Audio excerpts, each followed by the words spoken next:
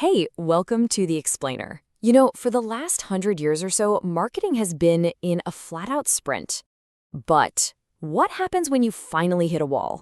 Today, we're going to trace that entire journey, from the classic Mad Men of Madison Avenue all the way to a future that isn't just the next step, it's a quantum leap. So here's our game plan. First, we'll look at the last century of marketing to see how we got here.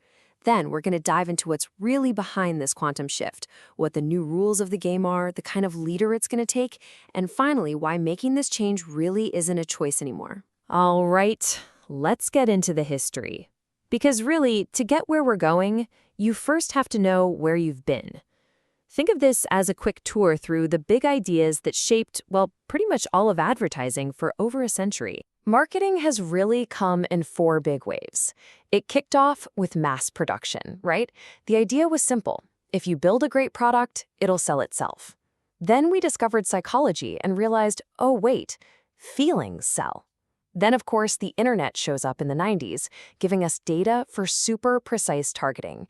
And finally, the smartphone put marketing right into our pockets, 24/7. You can see the pattern, right? It's a clear shift from focusing on the thing, the product, to focusing on the person.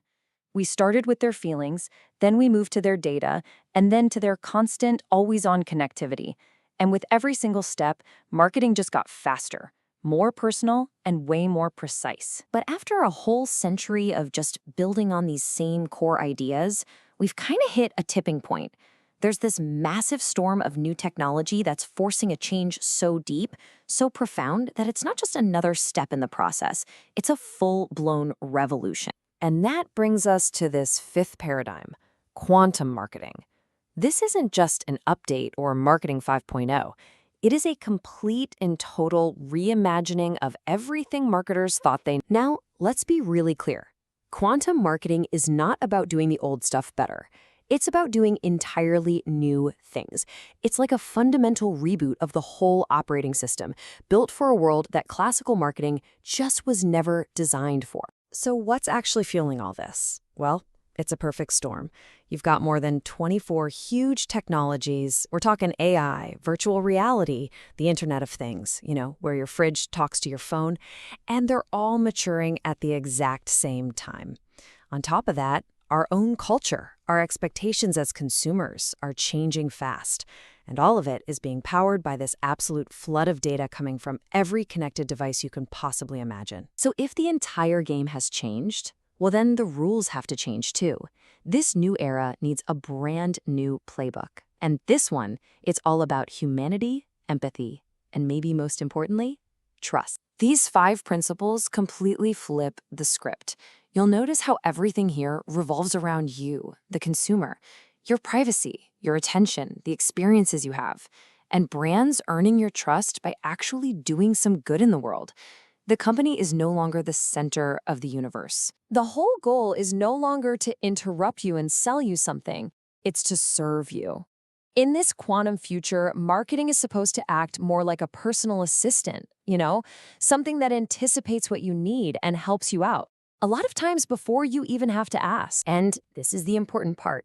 It can do all of this without being creepy. Privacy is absolutely non-negotiable.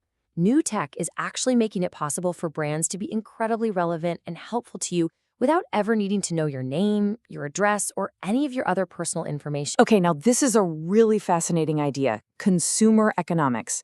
Just imagine a future where your attention has actual monetary value, where brands will, in essence, pay you for the right to show you an ad, with a chunk of their advertising budget flowing directly back to you, the consumer. Wild, right? This all leads to that final and maybe most important piece of the puzzle: building trust by doing good. Just look at what MasterCard is doing.